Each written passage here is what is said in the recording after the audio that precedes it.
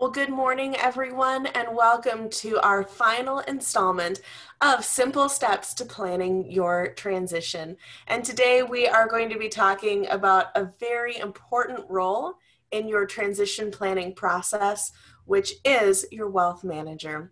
My name is Brittany Bowling, and I am with Vision One High Performance Group, and we are so excited and thrilled to be able to bring amazing expert guests like Kelly, who is on today, to help you in your transition planning process. You know, the objectives of this series were to help you to understand the integrated transition planning process, to learn the importance of your transition planning team, that this isn't a process that you have to go through alone, and it's not a one-time event. This is just part of your everyday strategic plan. And then to be able to walk away with some of those free tools and resources so that you can start planning now. With that, today, as I mentioned, is week 6 with wealth management, and I would love to turn over today's session to our expert, transition planning expert, Ms. Laura Moen. Thanks, Brittany. Good morning, everyone. And for those of you that have been here for all of the now 6 weeks, welcome back. And if you're brand new, coming into it just now, welcome. We look forward to having these next 90 minutes together be educational, maybe entertaining, but definitely thought-provoking. My name is Lori Moen, and I am a former trophy wife. And I say that because I'm a recently exited business owner. I had sold my trophy and award shop, that was up in Brooklyn Park, Minnesota, the end of May in 2019. So I have been through this process. And that's why I'm doing what I do now, which is walking alongside business owners to work with them on their transition plan with Vision One High Performance Group, and also working on your business in general. Because keep in mind, our feeling is your transition planning process, your exit planning process, whatever you want to label it, it's really just part of your business strategy. And it's not something that you wait to do. Now, I became a trophy wife when I bought the trophy company in 2003. Prior to that, I was in corporate. I worked in radio and advertising for 25 odd years, was a corporate refugee, and realized I wanted to do something else. And that's when I became a small business owner. I myself worked with a business broker. That's how I bought the trophy shop. Bought it from the original owner, the founder, who had founded it in 1969. Found out during his transition planning that his family, his kids, were not interested in taking over the business, and had to look for somebody to buy it. And that was me. I bought the company as a lifestyle business, as a job, as a way to not get fired again, because the world of radio can be pretty brutal, and also as a financial investment for my family. Never thought it would be part of the family's heritage, the kids' heritage. It was something that I was doing. My husband kept his day job so I could borrow the money from the SBA, from a preferred lender, in order to buy the business. And for easily, I'd say 12 years, I worked in that business. I had my head down, learning a brand new industry, had 12 employees. I was fortunate to buy a company that was not too risky. It was well run. It had a positive cash flow. It needed some sales and marketing, and that's what I brought to the table. And so I worked in that business. And then I would say back in 2015, I sort of woke up and realized, whoa, if I'm planning to sell this business someday, I need to start working on it. I need to start figuring out how to grow its value. I need to start figuring out how to get myself ready to transition. All the things that we'll be talking to you and have been talking to you about, I had to start doing. And I didn't do it by myself. I did it with advisors. I did it with people that knew what they were doing, because I had become an expert at running my business. And it took several years. I really started engaging on my transition planning in 2015. And, while I was working on getting that business ready to sell, on growing its value, we had some of the best years ever. We had some of the most profitable years that I had experienced, which for me as a business owner was delightful. It did give me pause to think, wow, am I ready to do this, or do I want to keep growing? And so it was a cycle, and it was a process. And I did some things that I look back and think, gosh, I wish I had done things differently.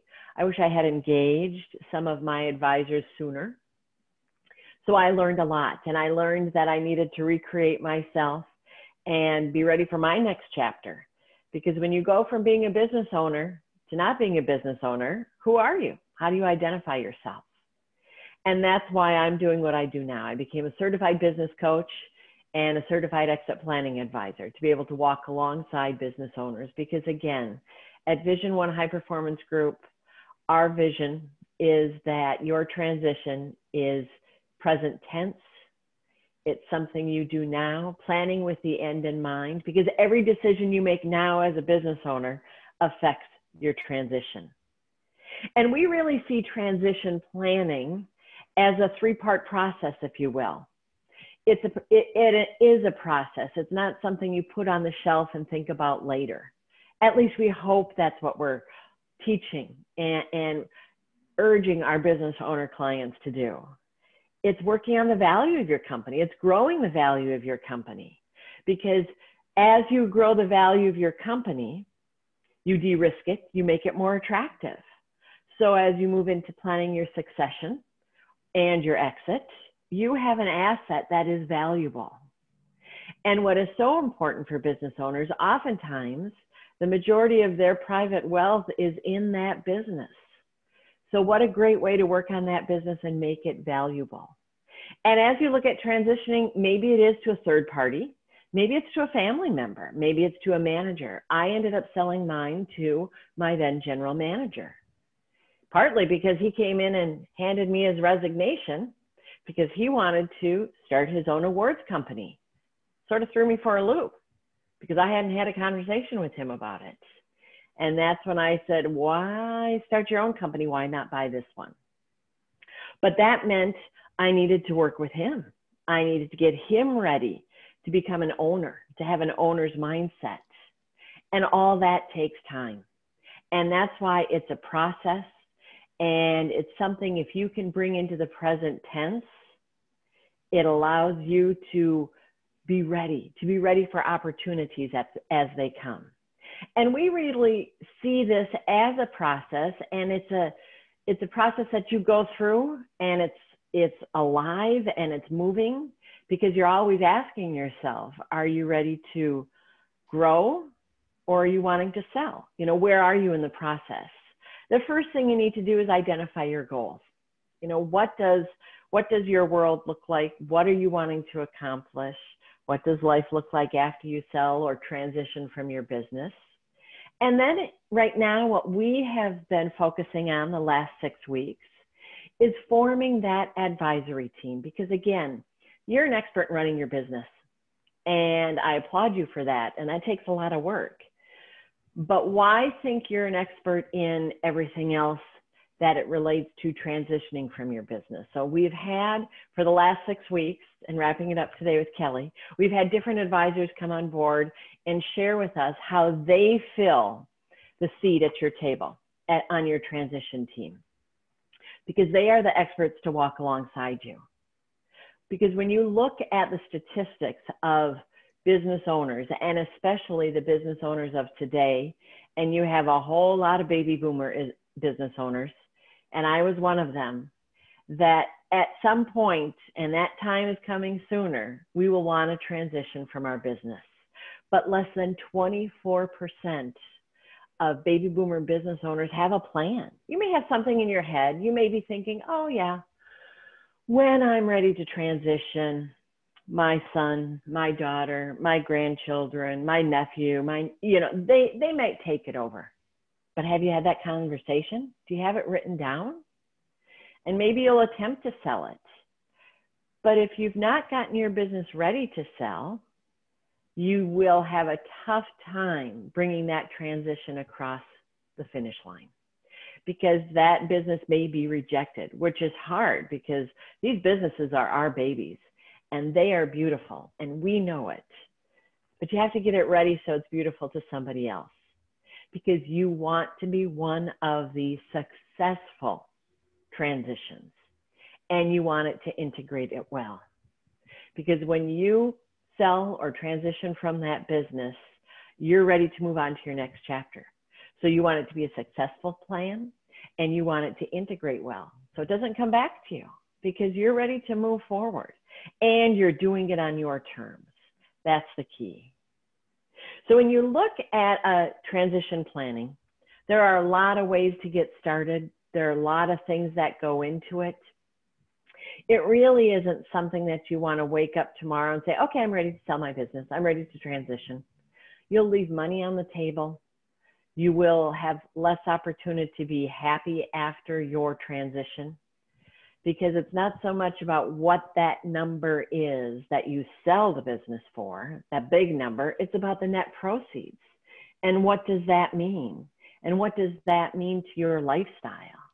So it takes time. It takes a lot of communication with your advisors, communication with what your plan is, and it's understanding what transition planning is. It's not just estate planning. That's a part of it. There's a lot of different pieces. And so you want to take the time to educate yourself. You'll hear Kelly talk a lot about diversifying your wealth. If all your eggs are in one basket, if all of your wealth is in your business, okay, let's talk about diversification and what can you do now to diversify? And having people walk alongside you. You know, as a small business, we don't necessarily have a board of directors. Develop a board of advisors, develop a board of transition planning advisors, develop a board of advisors just to help you grow the value of your business, and have a formal plan. Because when you have a plan, it gives you some checks and balances. It gives you some ways to see if you're on the right path. Maybe you need to pivot. A lot of us had to pivot this year. A lot of businesses who may have had a transition plan going in one direction all of a sudden had to pivot. Because when you look at your business and your plan, it's really a three-legged stool. And each leg needs to be solid in its foundation, and you want it to be even. And that's what your team can help you do, is you don't want to only get your business ready. You don't want to only have your financial leg strong. You want to also have that personal leg strong. And again, who are you once you exit your business? You know, what does life look like? Yeah, I'm going to retire. Well, what does that mean? You know, can you get up every single day and go golfing, go to the beach, go hang out with grandkids? Well, you might think you can. But if you have been getting up every day, coming into work, approaching your business, being involved in it, and all of a sudden that's not there, what will fulfill you? What does it really look like? So all three legs of the stool are critical. All three legs of the stool need to be in balance. And that's what your advisory team can help you do. So over the last 6 weeks, we've talked about the different chairs at the table. Who are these people? What roles do they play? And it's been so great to have people come in and share with us how they can help you. Because it's not all about you. It doesn't need to be all about you. You want other professionals to walk alongside you. And those professionals, those advisors, may come in and out of your advisory team. You may have a valuation professional come in at the beginning as you start planning, maybe come back again to see, you know, where you've grown the value. You have your CPA that you work with, but then you need a transition expert, you know, a CPA perhaps that understands the importance of transition and what's needed for making that transition. And then, of course, today we have that very important person, that wealth advisor. If 70 to 80% of your personal wealth is tied up into this asset that you call your business, how does that affect things? And how do you need to plan for that? So I'd ask you today, I mean, both Kelly and I have things we want to get across, but what are the top 3 problems that you anticipate you might run into in your own transition planning process? Why does it matter to address those problems?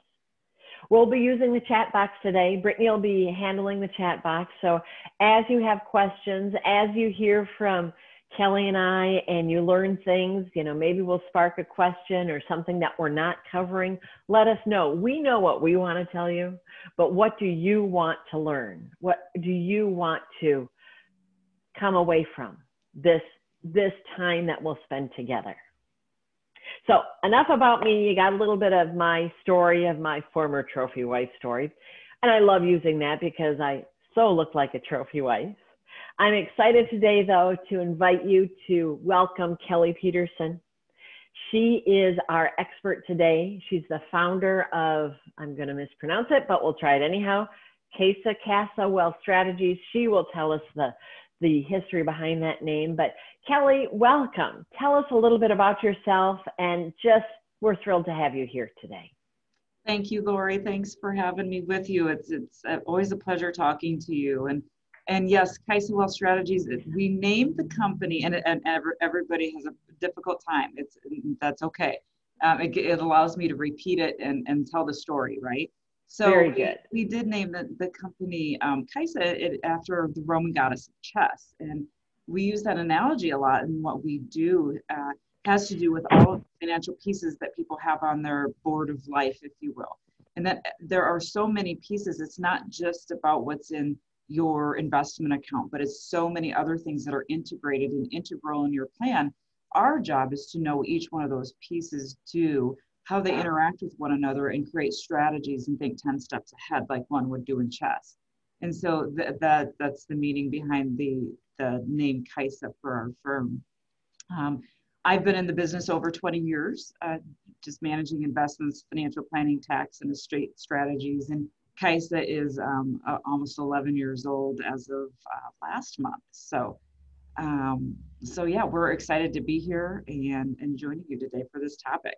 It's one that I'm personally passionate about because I am the sole owner of Casa Wealth Strategies. So I do understand business tax returns, business problems, business emotional problems, stressful problems, and separating yourself from the business into personal life. And it's all facets. Terrific. So tell us a little bit about the letters past your name. What do they stand for? Sure. So the CFP is a certified financial planner, and I'm also a certified divorce financial analyst. That's the CDFA portion of that. Got it. And I think I've been a CDFA for about 10 years and the CFP for almost 18 or 19 years now running. Terrific. Well, help walk us through your seat at the table. You know, the why, the what's important, all of those things. Sure. So we have a number of small business owners as our clients, and we've helped people before, through, and after the sale. And so we have experience of just not only preparing the business on financial statements, which you need to do years in advance, but it's also preparing it emotionally and knowing what your end goals and your bogeys are, right? So those are kind of my 3 pillars when I'm talking to my clients about preparing the business. And so I think most business owners understand that buttoning up those financial statements, it happens years before the sale, right? You have to start, a lot of times it's at least 2 years before the sale. Mm-hmm. And going back a couple of years, now we have another culprit right now, right? In that COVID has really taken all of these financial statements and torpedoed them. They've really taken them off course. And now you have additional, I call those black swan events or torpedoes, because you don't see those things coming and it's very hard to thwart them or make alternative plans for them. But making sure your financial statements are getting in order. And again, to do that, you need to build the team. You had just touched on this, so I'll touch on it lightly, but making sure that you have that attorney, accountant, financial advisor, and a certified exit planner like yourself, and all those people that are integral, the banker and the broker, to making your plan work. Otherwise, so many things could be misstepped. And then I I think part of our role sometimes is to be that rainy cloud that swoops in and thinks of doomsday. Again, we call them torpedoes in our business, that could come in and say, what happens? What if this happens? Do we have a contingency plan? And beyond business as usual, what could happen literally from now, the thought of you selling and it actually selling? And it doesn't have to be a life event that just happens to you. It could be something that happens to the buyer that you have all lined up, or the successor that you have lined up. If you think through some of the things that could be happening right now, I guess COVID's one of the culprits. What if that person really did fall ill with COVID, or that person had a cancer diagnosis, or a car accident, death, disability, and divorces happen in the meantime? And I have seen some business sales go sideways because of the divorce. How would you split that asset? And so these are all things that we think about in contingency planning of what if one of these torpedoes hits prior to making that sale.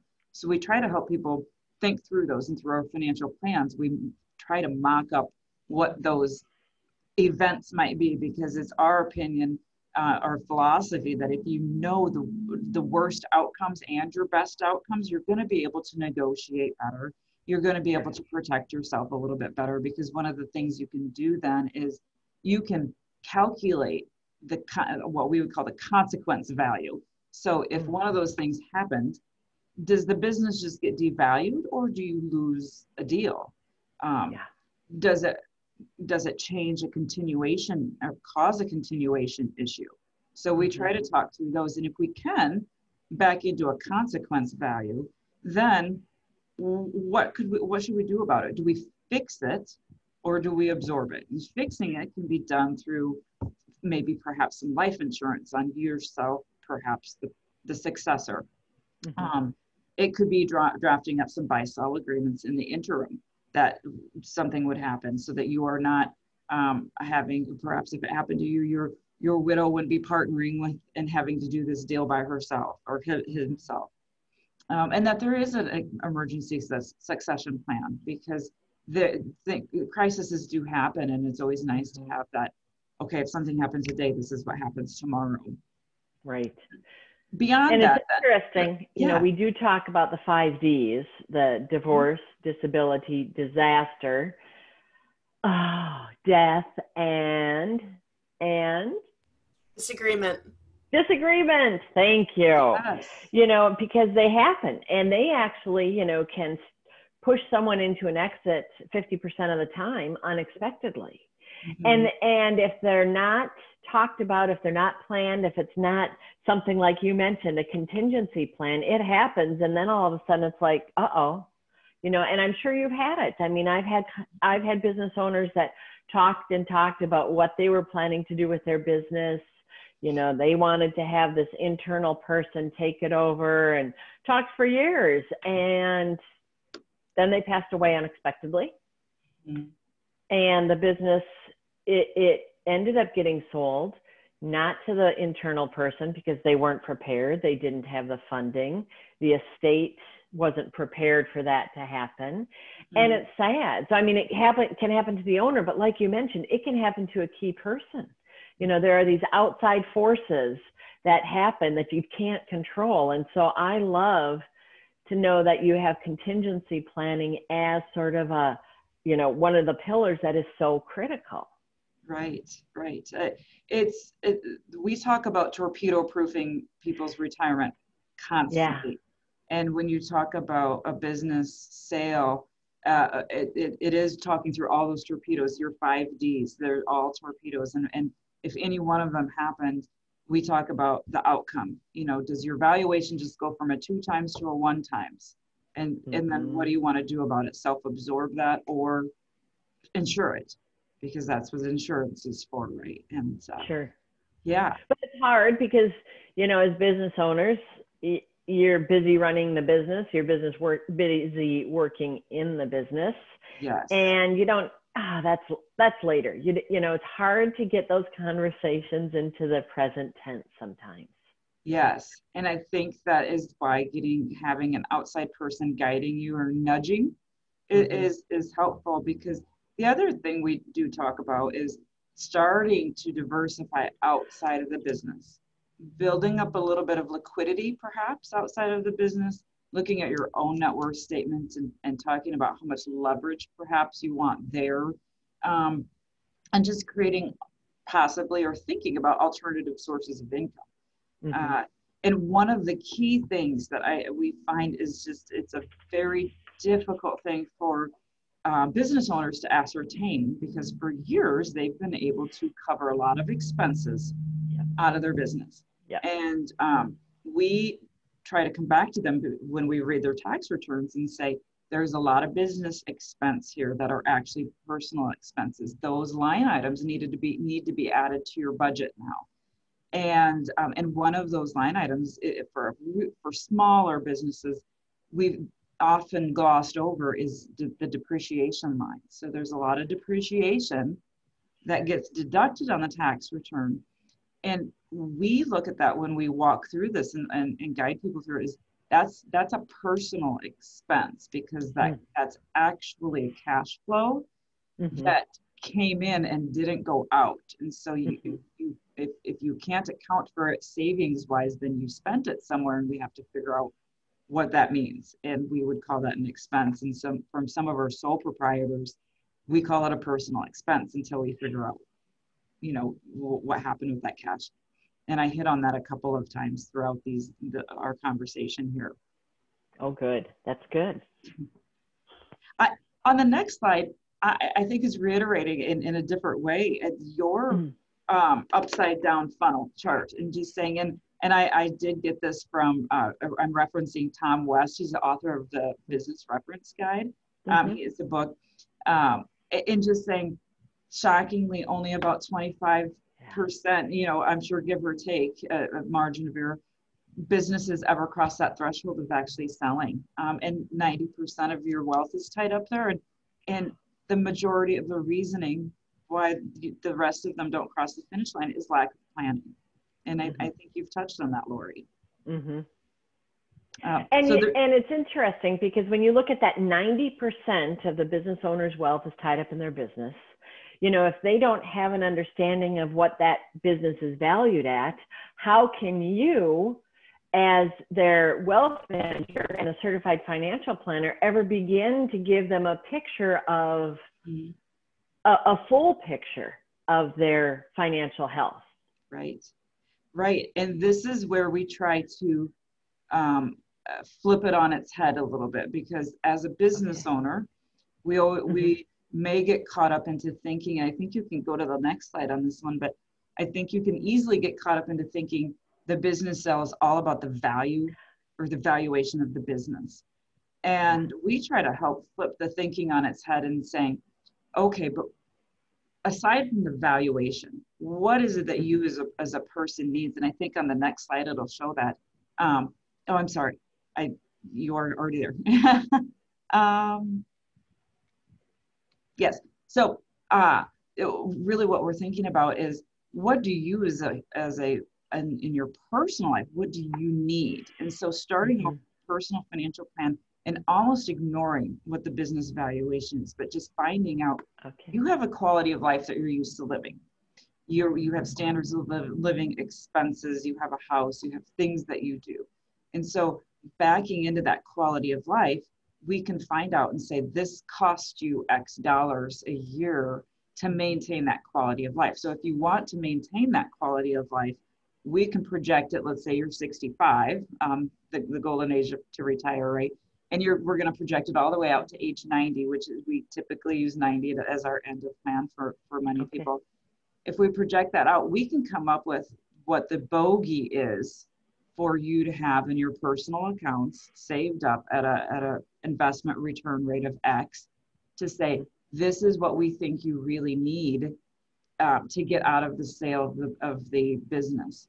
And then we go so far as to say, we think this is the very low number that you need, and this is the high number that you need. And once we go through that conversation with some of these business owners, because if we're honest with ourselves, all of us as business owners, we have some owner bias. We think that our business is worth probably more than it is. And sometimes we let our egos chase a number, but that would cause us to miss that correct bogey for your personal needs. So it's a good exercise to figure out what your personal need is versus maybe what your business need is. And I can give you an example. I had a client that had a software company, and he had someone ready to purchase the company from him. It was a private equity company. They were going to ask him for his right arm, left leg, etc. And he was wanting 9 million, and the company was coming in and saying it's worth 7. And he was really fighting for that 9 million number. And I said, let's take a time out and rerun your financial plan and see what your absolute highest need is. If you almost doubled your spending, because I knew he was not a big spender. When we ran his plan, his egregious need, if you will, was about 4.5 million. That's what he needed. Sure. So, that's very different from 9 million. And so I think it helps him reframe his mind to go back to the table and say, okay, but I suppose 7 million will work. And it just changes your attitude a little bit. And it also can change what you think about cash flow needs. Do you need to stay on in the business? Do you need to be there to make sure that it thrives and has continuation? And if you do, how long do you want to do that? Because you also don't want to become that kind of that root either that keeps it stale. And so having that personal planning, we think that that's just one of those guides that can really help you in your negotiations.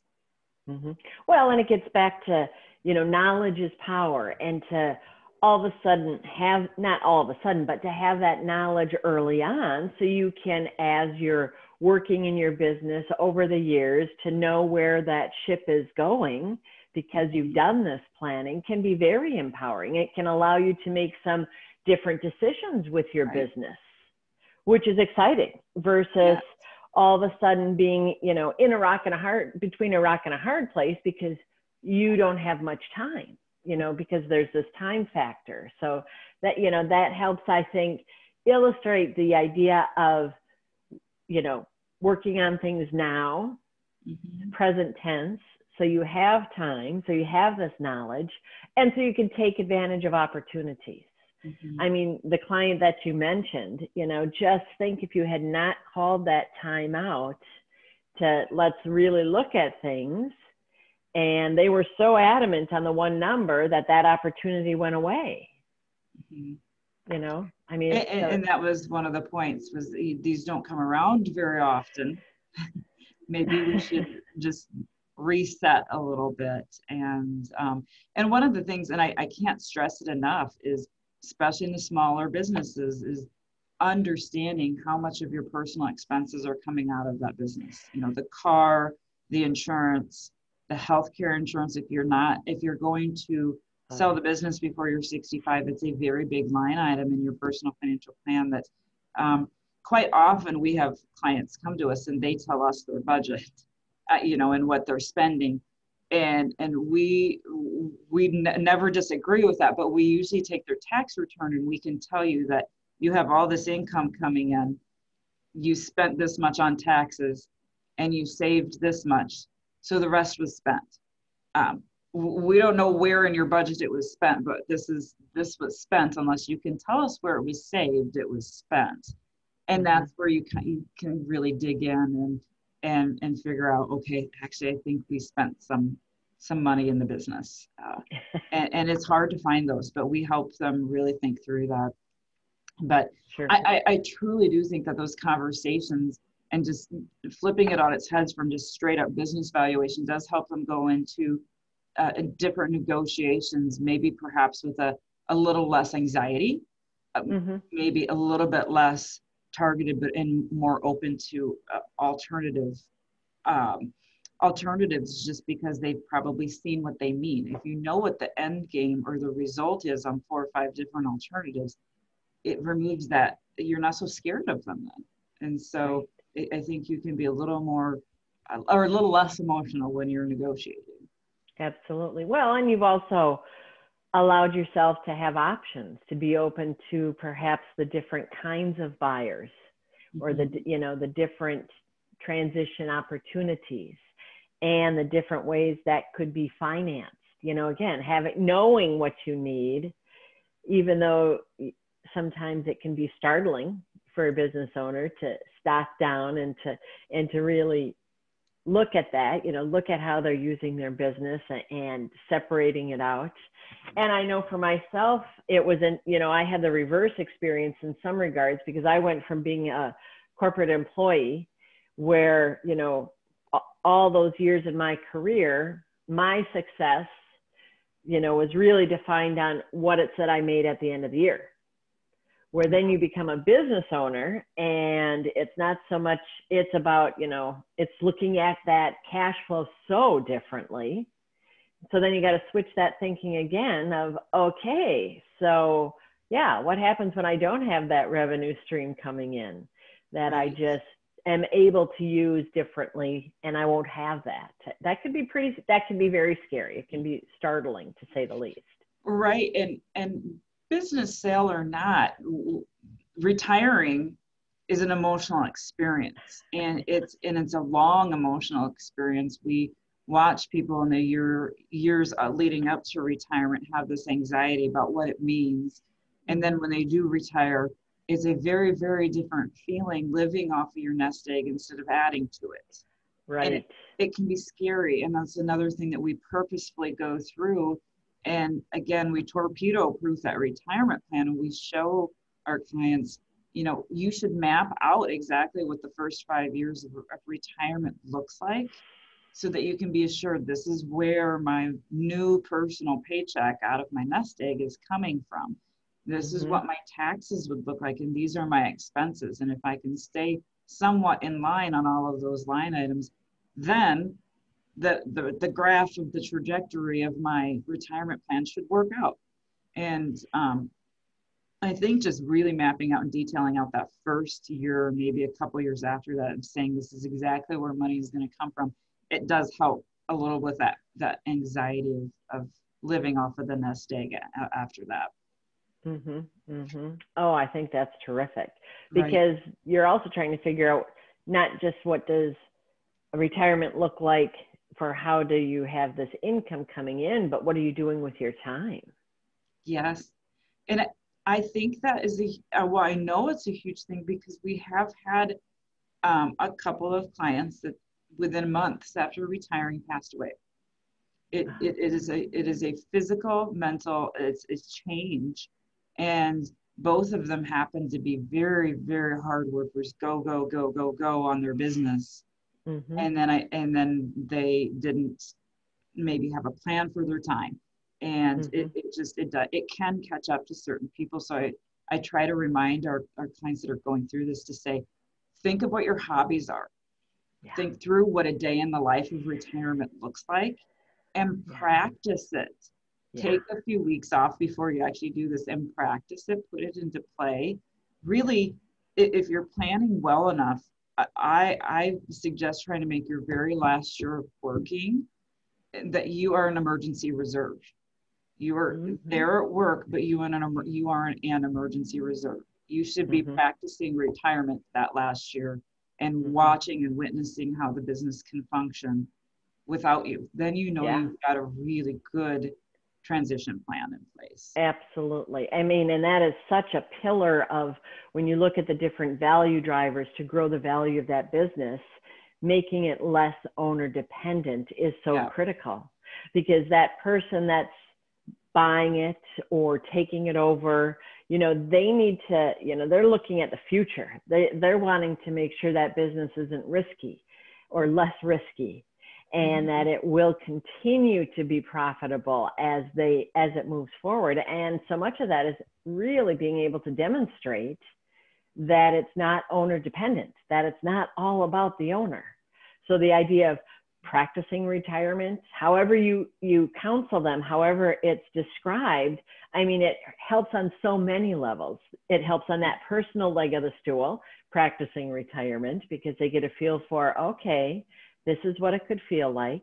But it helps on that business side, because it continues to solidify the value of the business, that this business will continue even when the owner's not there every day. Exactly. I love that idea, and empowering the new team to do what they Yes. need to do, and only reaching out to the owner as that emergency person. I think then they will feel more confident in their setup, and retention, hopefully, of employees, and vision and culture would be retained. Yeah. And it's interesting because those steps, you think, well, I can practice it when I'm going to retire. Well, again, the 5Ds can come into play. And what's the harm of practicing it now and empowering that team? Because maybe you want to take a vacation. Maybe you want to take a long vacation. Maybe there is a health issue that you want to be able to be focused on and to not have that worry. Mm-hmm. You know, that's what can be so empowering for that team, and again, allow that business to continue to grow in value, which is great for all different segments. Yeah, it really is self-serving for your buyout plan to make sure that there's continuation and longevity with the firm. And because when you think about then, to my next point, is that payout structure, and I think I'm on the slide ahead of you, the guys, but the payout structure that you're thinking through, you can either self-finance that, and you can let them pay you out over installments, or you can have them get a loan and buy you out, right? And both of them have different consequences, because if they're getting a loan, perhaps you have a different multiple on the value of the business. And if you're self-financing it, you definitely want to be making sure that there's continuation and longevity in that of the firm. Otherwise, because you need the viability of the business, so it doesn't put the risk back on you for that. Right. And I know from personal experience, when I bought the company, that was, again, back in 2003, the world was real different. And the SBA at that time was guaranteeing 90% of the purchase price. And the seller didn't have to have any financing, did not have to have any skin in the game, and was able to walk out of there and be done, which startled him. I mean, there was a perfect example of a business owner that hadn't necessarily thought through some of the emotional aspects, because as I'm closing on the business and signing all the documents, that's when he gets a little verklempt and emotional and realizing, oh my goodness, I didn't think I would be emotional about this, because he was ready to be done. But now you fast forward, and in 2019, and I'm sure continuing, the world has changed. SBA financing has changed. They want that seller to have some skin in the game, and it's required if they're working with the SBA. I had to extend a promissory note to the buyer. And so I have some skin in the game. I need that business to be successful. The SBA does not allow the buyer to pay on that promissory note for 24 months, because they want that new owner to be successful. They want their payments first. So it behooves that owner, if they're working, depending on, again, how it's financed, to de-risk the business and make sure, like you mentioned, that it continues to be able to generate cash. So your nut, your portion, that you don't have to think of writing that off completely. Right. Yeah, exactly. And I'm curious, when you're working on the contingency plans and the torpedoes, is that one of the torpedoes that you look at, the what if that seller financing, you never see it? Yeah, I mean, that's definitely one of the torpedoes of just saying, what if you don't get it, or the payments stop in 2 years, or you only got half of the payment stream? Then what? And we can always back into a number on that. You typically, and you get to then ask yourself, do you want to absorb that and deal with it? Or would you possibly want to buy some life insurance or some sort of business line insurance that would insure that issue? Sure. And sometimes the premiums may make you think differently, but at least we explore all those issues that may pop up. And so within the financial plan, we'll have 6 or 7 different outcomes that you can at least understand what happens when each one of those things happen to it. So we have a base case, and then we stress it with an issue. And then we go back to the base case and we stress it with a different issue. And we keep repeating that so that hopefully the client then can feel comfortable with absorbing some of those issues if they did happen. And if there's one that really made them uncomfortable, that then we try to make some sort of an insurance or security blanket around it. Or you change numbers in one way, shape, or form. Maybe you speed up the payments. But by doing that, then we have to go back and we have to rethink taxes, right? Oh, sure. So every time you talk about the payment stream or the buyout, you're thinking about how are you going to structure that? And taxes of the buyout are a huge deal. Whether or not you can get anything to be considered capital gains versus ordinary would be wonderful. Got to work pretty hard at that one, but that would be wonderful. And then the one of the big things that we talk through is understanding your basis, and understanding if you own a building that you also have this accumulated depreciation, and when you sell it, that depreciation gets recaptured, and so it doesn't get recaptured as capital gains. It gets recaptured as ordinary, and so you have different tax rates on it. And it can crush you if you do the calculation wrong. So making sure that when you're thinking about selling the building, that you understand the tax consequences. And one of the things we have done with a couple of our clients is try to ladder out or an installation payment, if you will. So you can buy the business over perhaps 4 years, and then the building sells over the next 4 or 5 years, so that you're not doubling up on some of those gains, and you're lengthening your income stream. You're keeping some good building rent for a very long time, but you're staggering those buyouts. And it can help you not bump into different tax brackets if you think about staggering that. And then keeping that building, that means you've kept the building for 6 or 7 more years, and you retain some rental income off of that. Sure. Well, and those are complex issues. I mean, those are complex issues and complex scenarios. And like you mentioned, I mean, it's a chessboard. And if you're playing chess and you're not an expert, you can make a wrong move and lose. Right. I think it's the unforeseen consequences, right? Like so many business owners, you're really good at running your business. You're really good at it. But what you're trying to do here is flip a business asset into a retirement asset. And every lever you pull has consequences in different areas. So when you pick the payout structure, it has a tax consequence. It has consequences that bleed into many other places. And if you're not thinking, like you said, that chessboard of how every piece on your financial board integrates together and trying to think ahead of it, you might miss a piece. Yeah. And that it might be one of those unforeseen torpedoes, and that comes back to get you. Like I would call depreciation recapture on selling a building is one of those torpedoes that are sneaky.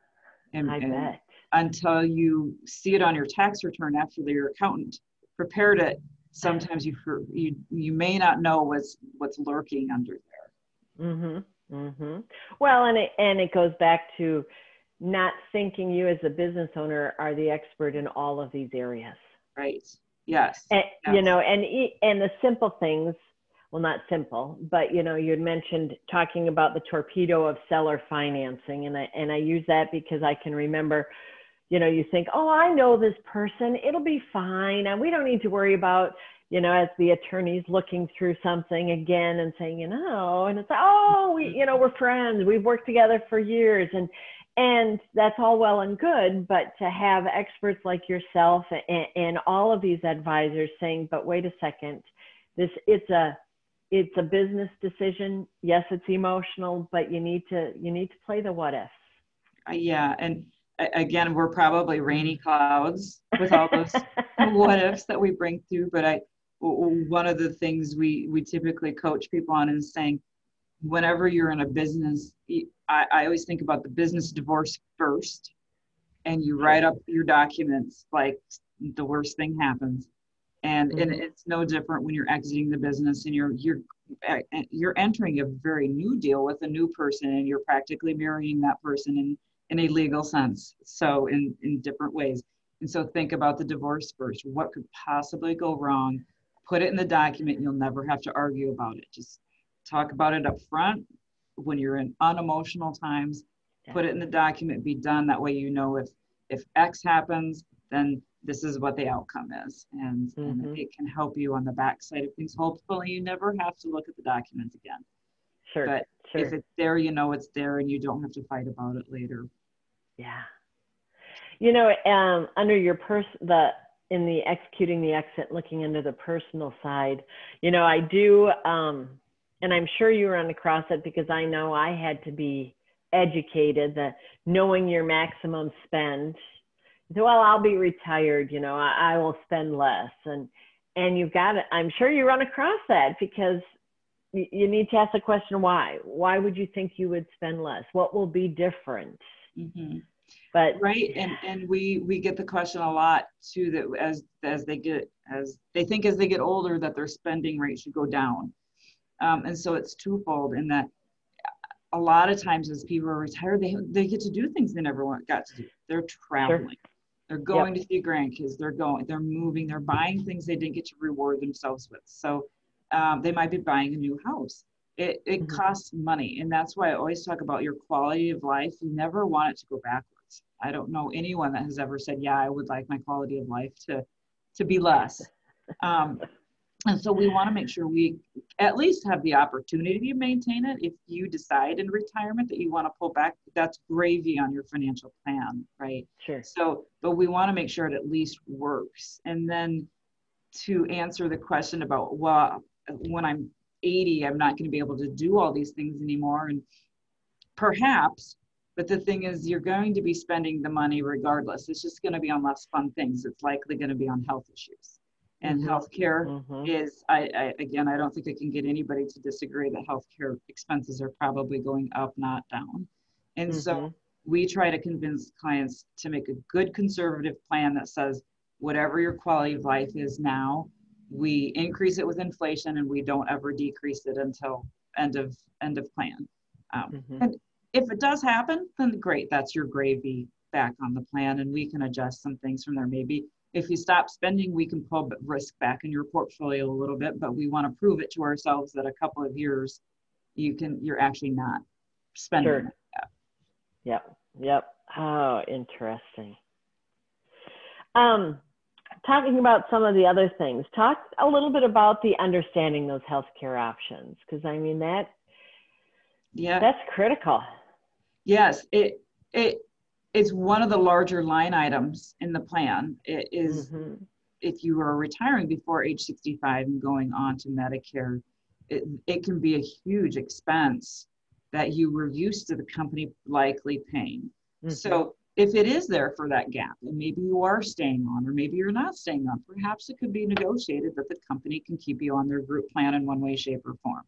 Or there can be some sort of other payout that can cover that expense. But either way, when you're creating your budget, it can't be overlooked because it can easily be $1,500 a month, if not more, to cover that expense. And that's a lot in a retiree's world. And so thinking through that and just thinking about all and again, I would hit on that, the expenses that the business paid.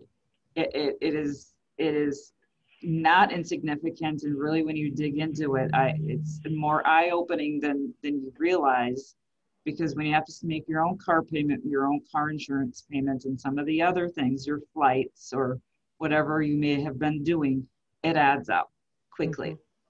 So we really try to hammer on those line items that are big. Well, especially if you're all of a sudden you're not receiving a paycheck, you know, a tradition, you know, that it's that mindset. It's a very, very different mindset. And that's why, again, if you plan and you can look out and really see and visualize what the first 2 years of retirement can look like financially, it can take a lot of that burden off of you of, oh my goodness, I can't go out to eat this month because I'm really worried about spending too much. Sure. No matter what, through a financial plan, you should be able to walk out with the value, at least, of knowing what you can spend and what your portfolio needs to be doing for you on a year-to-year basis. And that's what we always call them, your maximum spend and then your minimum rates of return. So if you've transitioned your business into an investment portfolio, we can look and say, with one of our stress tests, and say, what if you started spending rapidly? What's the maximum you would spend to spend everything down by the time you're 90? And you know that number.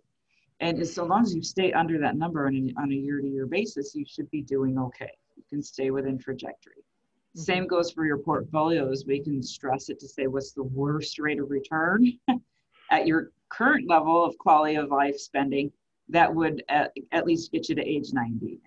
And mm-hmm. let's just say it's 3%, then you know, and you don't have to worry terribly if you have a 4% year. It tries to put things into perspective and keep you focused on the long term, because otherwise you can get very anxious those first few years until you've lived them out. You might cause yourself some undue anxiety. Mm-hmm. And do you counsel people to, run these scenarios or look at it regularly? I mean, is that what you're, okay. Yeah, I mean, for us, with most of our clients, we're meeting at least a couple times a year. What we meet, if you feel like you need to meet 4 times a year, we meet 4 times a year. And we find with clients that after they've met with us for so many times, they say, okay, a couple times a year is enough. Kelly, that's enough. But we revisit it every time and make sure that there's a trajectory happening. And if a life event has happened that changes it, we rework all the numbers and we say, okay, all of this happened, we're still on trajectory, or all of this happened and we need to maybe tweak some things here. Mm-hmm. And one of the things that we've found, and I think it's coming up here, but one of the things that we found is we've created a system, and this gets into a little bit more investment strategy than business sale. But the thing is that you kind of need to understand it, because that's what you're going to live off of. That's your nest egg. So for our retirees, we have created a process that we call our tranches of income. And on a very high level, what we do is we've taken your financial plan and we've mapped out all of your withdrawal needs until age 90 to say, okay, this is what you need to live on, and you can maintain that same quality of life. Mm-hmm. So then we take that mapped out cash flow and we say, okay, let's cut that up into sections. So if we call a short term 7 years, what we'll do is we'll take 7 years of your withdrawal rate and say, this is our tranche 1, we call them. And that we're going to make sure that you have investments to fund 7 years of your personal paycheck, because we know what your withdrawal need is every year. And we're going to invest in something short term that matches up those 7 years. So that no matter what environment you're in, no matter where the market goes, no matter what's happening, you can have a March where we're down 20% in this year, COVID market, and you don't have to worry, because we have this section of assets set aside to fund your personal paycheck for 7 years. And the reason we pick 7 years is because if you think back to even the worst market crisis in recent times, which was, I would call, the Great Recession. So in 2007 and 8, when it started, from the peak or the top of where the S&P 500 was, all the way down to the trough, so the bottom, and back up to where it recovered at the peak, it took about 4 years for the S&P 500. Okay. So that's peak to trough to peak. So if we can have 7 years, and that's just the S&P 500. If you add some bonds in there, it's even shorter, but I won't go into detail. But so if that took 4 years, and that was one of our worst market periods ever, we can feel pretty rest assured. If we have 7 years set aside, we can probably get through any market ever. And if you go back through history and rolling 5 and 10 year periods all the way back to when the market started, there's never been a rolling 10-year period where you actually had a negative return. It's been really close in that last Sure. decade, but never a negative. And so by us having that process of always keeping what we call tranche one, that short-term filled with appropriate investments, it can save the retirees so much anxiety about what the market is doing and lets us maintain the rest of their portfolio in the mid and the long term. Because then we don't have clients coming and saying, well, I really would like to get out of the market. We can have that conversation and say, well, that's your tranche 3, your long-term tranche, and we're going to leave it alone because you don't need it. We're going to use those first 7 years of assets. And so it's one of my recommendations, always keep that tranche 1 filled up. Oh, interesting. That's great. Makes me want to go check my plan. That's a good idea. Yes. Are there other strategies for enhancing your income? Yeah, and I was going to go back and just say a little bit too that that's an insurance piece. I call that a security blanket. Okay. But there are other ways of insuring too, and that maybe should not be glossed over or forgotten. And just saying, you then have an estate plan to worry about too, and it's not just an estate plan for you, but it's an estate plan for whoever your buyer was. Simply because, what if your successful buyer or your successor, then something happens after they buy it from you? And so there's estate planning to do then. Who would you, if your successor or your buyer gives all of their assets to their spouse, are you now partners with their spouse? And if you don't have the appropriate estate planning documents or buy-sell agreements or any of those in place, you might accidentally be ending up partnering with someone that you did not intend on partnering with because their estate plan gave their assets to someone else that you didn't intend on. And so interesting. It's a good conversation to have up front of ensuring that you have the right partner throughout the process. Absolutely.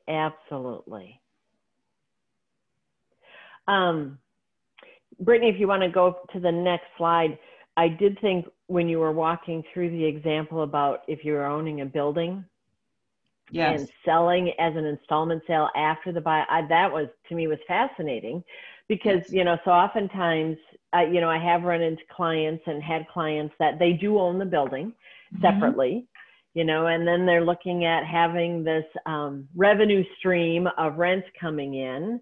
But oops, by the way, while they own the business, they weren't paying fair market rent, really. So that affects the financials of the business, because that new owner will have a different rent payment than maybe the seller did. And, Yes. And so the building can be a huge asset if you understand it correctly. And that's where a really good accountant can come in and say, what does the value mean to you? Because if you do a quick hand calculation, you might say, oh, okay, the value of the business or value of the building minus my mortgage is X, and then I get this much rent. Well, no, I would go back and say, if you have depreciation on it, which you do, that gets recaptured as ordinary income when you sell it. It's not capital gains. And you could be talking about moving from 20% up to 39% quickly. So you just doubled an expense. And if you don't factor that in, there's an issue there. So the other thing that we've talked about is just spreading out, perhaps selling the business first, then selling the building so that you can spread out those taxes, not bumping up into brackets. And if you do keep the building, make sure that it's titled properly. Make sure that it's in an LLC, not your name anymore because of personal liability. And make sure always before you ever change title on a building, call your insurance person first and tell them, because it doesn't give them any out that in case in between titling, you had a fire and it is still in your name or you changed it to the LLC, the insurance is still in your personal name, they may tell you I'm not covering that because it's not titled right in my insurance. So we we try to remind them to make sure, call your insurance company first, then sign the document to get that swapped over. You know, and another thing, and some people, when we go through their plan, and this is taking it in a very different light of, we might go through their financial plan and they might look at it and say, we don't really need all this money. We're not those people, but we would really like to create or give it to our children because we're never going to spend it. Okay. If that's the case, there are other mechanisms for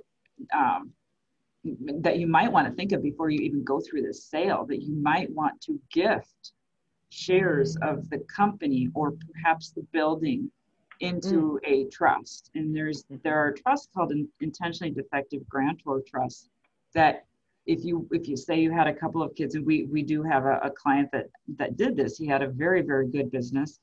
Before he passed on the business, he gifted about half of his shares to his children. And he did it through an intentionally defective grantor trust, in the fact that he would retain an income stream from that because there was a loan on it, that the kids actually the actual shares would develop income, and the income actually could come back to him. He would pay some taxes on it, but the value of the business or the shares of the business were then gifted, and they were out of his estate. And so long as he outlived the term of this trust, which I think was 10 years, then those shares then went to the kids, and he had nothing to do with it anymore.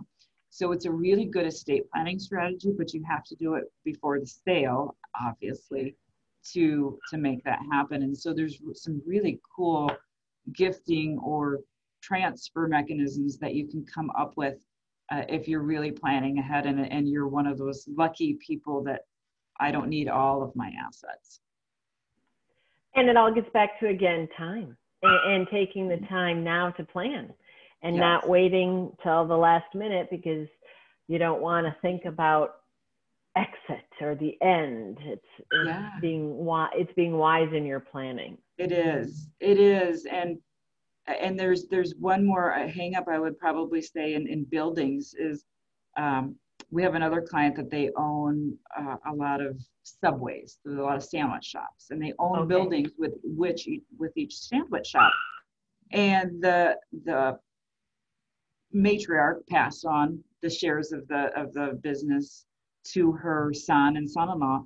And what's happening right now is we're looking at it and saying they own a lot of this real estate. And if she would happen to pass away, a lot of the real estate would be tied up, and she may not have the liquidity if she passed away to pay the estate taxes unless those buildings were sold, which the buildings drive the business revenue for the kids. Sure.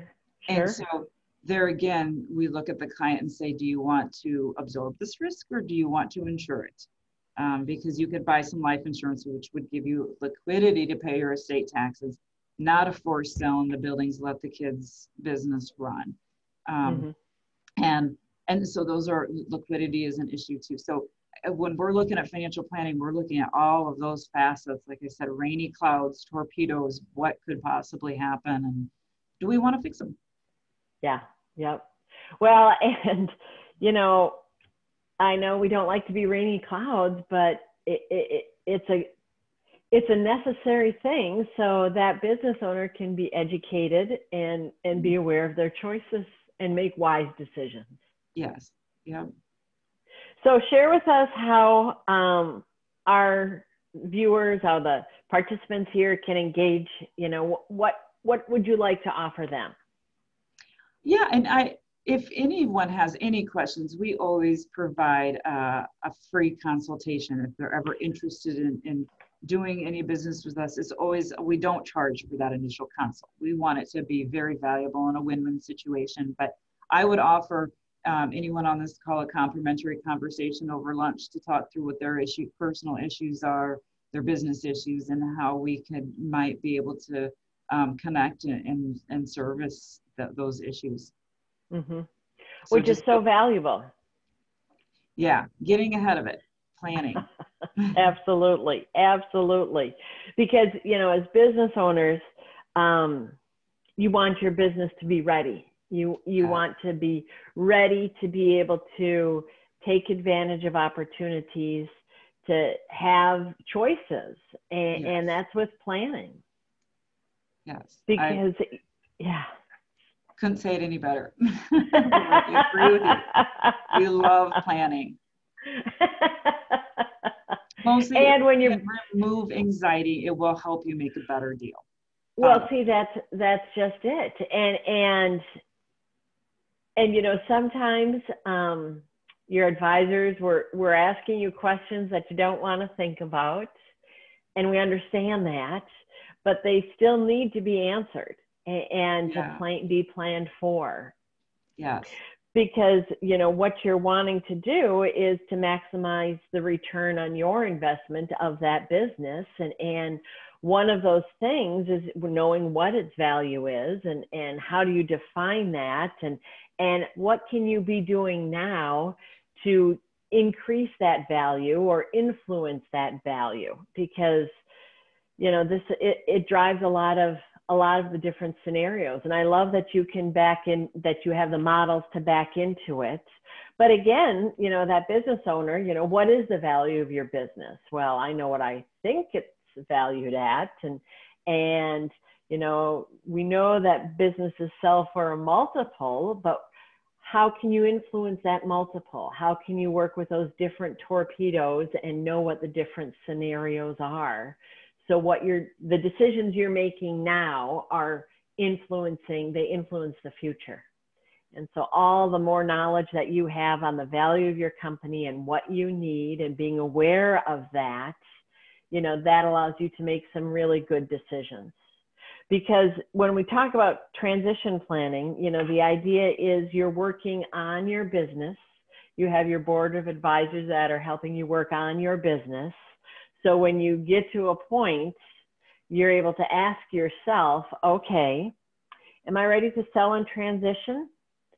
Or do I want to stay and grow? And I'm sure, hopefully, you are engaged with people yourself, Kelly, early enough on that you could say, hey, you know, keep staying and growing, because, you know, these practices you're putting into place are only helping drive that value and drive that end game. Because you know, I'm sure you hate to have owners come into you at their wits' ends. They're so tired of being a business owner. I just want to get rid of it right now. And that's when you lose opportunities because that business isn't ready. Right. And it really is getting your house in order. And that's what we've been hopefully helping educate and talk through is getting your house in order now. So you can relieve that anxiety, so you can make wise decisions. You've got the back end in order, so you can just keep going, because it's a process. And you know, changing an owner's mindset to think of their business through the lens of the buyer. You know, it's like when you sell your house, you know, lots of times, and many of our advisors that have used that analogy, you know, you need to get your house ready to sell. You want it to look good. You want it to present well. It's the same thing with your business. You need to make sure that you've really looked in the cupboards and cleaned things up and set your plan in place. And you have all of your documents and you're ready to go, because you're doing it in partnership with your advisors. Because it's not, you know, you don't want to do it alone. You know, right. Kelly, you raised so many good questions and so many things for people to think about. That's like, oh yeah, I hadn't thought about that. And the whole idea of knowing what you spend and what you'll spend in your later years, I mean, that's powerful knowledge to have, because then you can make decisions now. Right. Yes. So then when you go to market, you're able to be a better negotiator, like you mentioned, which is huge. Yes. Absolutely. Yes. Educated, not with ego. Exactly. And sometimes that's hard, but you know, it is business. And as we move into our wrap up here, you know, one of the things that Brittany started us off with is our goal over these 6 weeks has been to bring to you, tools and resources, so you can take advantage of these different things and not be doing this on your own, Sometimes it's tempting to do it on your own, and you think you know a lot. And trust me, a business owner who's going through transition, who's becoming a certified exit planning advisor, they really think they know a lot. And let me tell you, use your advisors, because they have so much knowledge that you may think you have, that they really can help you stay in the right lane and maximize that finish. And so one of the things that we're offering, that Vision One is offering, we talked a lot about getting the business ready, and so many of our experts, really address those areas of getting the business ready and some of the structure of your financial end, your insurance ends, all of those things. We want to make sure that you're in a position where you can exit your business with no regrets, that it doesn't come to as a surprise 2 years from now, but that you've really gotten yourself personally ready to exit. And that's what our tool will give to you. It's called a pre-score, Personal Readiness to Exit Score, and it's a short assessment that will deliver to you some knowledge, some steps on making sure you're personally ready to exit. Who are you? What is your identity? If you were to have a big celebration, who would you invite to it? Do you have people outside of your business that are part of your life? Do you have social networks outside of your business, or has it been all your business? Which is understandable, but how can you do things now, and what to look at now for getting yourself personally ready to exit? So you'll receive from us a link that you can take this assessment and have sort of a basis of knowledge of how personally ready you are to exit. Way back when, 6 weeks ago, we had Melissa Johnson from Highland Bank talk to us about having a relationship with your commercial banker. Do you have a relationship with your banker? They are a wealth of knowledge and of resources. And so she's offered time to pick the brain of a commercial banker and find out how you can navigate banking. What can a banker do with you and walk alongside you? So you'll receive her contact information again to be able to have some dedicated time with her, just to learn about the importance of having a relationship with your commercial banker. We had folks on talking about community development, because so oftentimes your business is your legacy, and that legacy not only impacts your employees, not only impacts your family, but it can impact your community, because you have been involved in this community, and there are resources out there that can help that legacy stay alive as you exit out of that business, by using different resources in the community for that person coming in, so they can stay connected. So it doesn't need to become an empty storefront or not part of a vibrant community. So the contact information from those folks will be available to you. And then, of course, you have your legal checklist, So oftentimes, and a lot of our advisors, you talk to your advisors only when you need to. Well, let's have more of a relationship with our advisors. And so have an opportunity to meet with a lawyer who is versed in transition planning, because that lawyer that helps on one segment, may not have the lens or the wherewithal for the segment of getting your business ready to sell. So you have a great checklist that you'll be able to download, and then spend some time with our legal presenter. His name is Josh. And then we have that business brokering resource. What is your business worth? Our business is our baby, and we think they're gorgeous, and they are, but wouldn't it be nice to have something done, available to you, so you can sort of see what that range of value is? And that's what Ray Carter from Sunbelt will deliver to you. He will provide to you a no-cost value range analysis. And it's simply a value range to give you sort of a ballpark idea.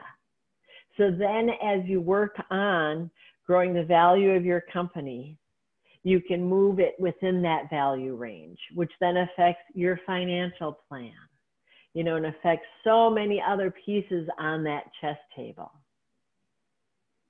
We had our person filling in the CPA chair speak last week. And he is someone who has a background. Ryan has a great background in forensic accounting and valuation services. And so oftentimes, he talked a lot about what not to do, the things that can come up after a transition. So take some time, take advantage of Ryan's time to have that conversation. Again, we have our advisors, we have our business advisors that work on our everyday needs, but your transition is different. Your transition needs some different elements brought into it because it affects where you're ending up and what things look like. So we hope you take advantage of these resources and these tools and take advantage of picking Kelly's brain and really taking time to get that deeper dive, because there are questions to be asked and these advisors may have the answers. They may have other questions for you to think about, but you don't want to be doing it alone. Right. Kelly, other thoughts? Anything else you'd like to leave us with? No, I think you wrapped it up very nicely in just helping us all understand sometimes we don't know what we don't know. Yeah. And that by coordinating all these people on the teams, you might plug a gap that you didn't know was there in the first place. And again, we call those torpedoes. So yeah, if you want to torpedo proof that, you have to talk through all the rainy clouds. Right. And Brittany, if you'd go back to the previous slide, at the end of the day, what we're wanting and hoping is that as business owners, you realize this is your business, it's a business strategy. And it's, and don't call it transition planning if you don't want to, because that's not something we have to do yet. I don't need to think about my exit yet. Okay, but think about this asset. Think about this business that you own and how can you keep growing its value, which you as the business owner, you will reap those rewards. And again, I mentioned it when I became actively engaged in working on my business, my awards and recognition business, not just working in it. When I took my head out of the weeds and looked around and worked on it, that's when there was some remarkable growth, remarkable revenue growth, remarkable profit growth, because I was working intentionally on growing its value. And you don't think of those things sometimes. I mean, you talked about contingency planning earlier, Kelly. One of the things that it dawned on me, after many years, 12 years of running the business, what if I couldn't sign checks? How are these vendors going to get paid? I was using a payroll service, so paychecks were automatically signed, but I didn't have anybody else as a signer on the account. Right. Something just as simple as that. It was like, oh, well, that's not very smart. Mm-hmm. Yeah. It's those small things, but as you identify your goals, you bring your advisors together, you learn about the different kinds of buyers or what those scenarios are, but then you work on understanding your business as an asset, not just as a lifestyle. You understand the drivers, the value drivers, and you start working on those. And then it's rinse and repeat maybe, or maybe you are ready to transition. Mm-hmm. But we really, really urge you to bring transition planning into the present tense. Make it part of your day-to-day, because the decisions you make today affect the future. And Kelly, you were just phenomenal. What a great fountain of information.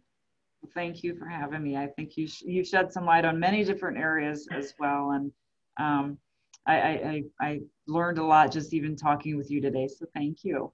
Well, the feeling is mutual, and have fun with this. This is not to be drudgery. This is to be, you're a business owner. That's exciting. I loved owning the business. I learned so much. And every day is a new day, and you have so many opportunities to learn, but give yourself the time, I guess. That's the biggest thing. And take a moment, we'd love to hear what your biggest takeaway was from today. I mean, did you have an aha moment? I had some aha moments as you were talking about the business, the building and the ladder method and the idea of those, funding those first 7 years, especially of your retirement. It's like, there were some great aha moments that you delivered today. And I appreciate that. Oh, thank you. Thank you. Oh, you bet. and challenge yourself to think differently. What could you be doing differently to increase the value of your learning? It's taking this information in, and our hope and my hope is that you can walk away from here with a nugget, even just one nugget that you can put into play and make a difference to help get yourself out of the weeds of working in your business. And to take 90 minutes to work on your business, which is what you really did today, this morning. I applaud you for that because I know how hard it is. Well, thank you, Lori, for having me. Thank you, Kelly, Brittany, for organizing it so wonderfully, and you were a joy. And Brittany, any housekeeping wrap-up things? What should people expect next? Yeah, there's no housekeeping today.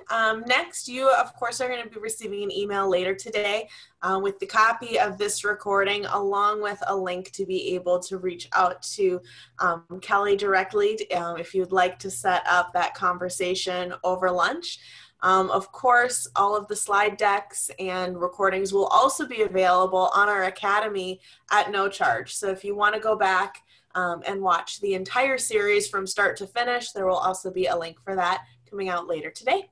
You know what, Brittany, one more thing. It doesn't have to be over lunch. Some people are not ready for that either. So phone calls work too, Zoom calls, whatever it may be. It does not have to be over lunch, but perfect. All right, thank you. Thank you, Kelly, so much. Have a great day, everyone. Thank you.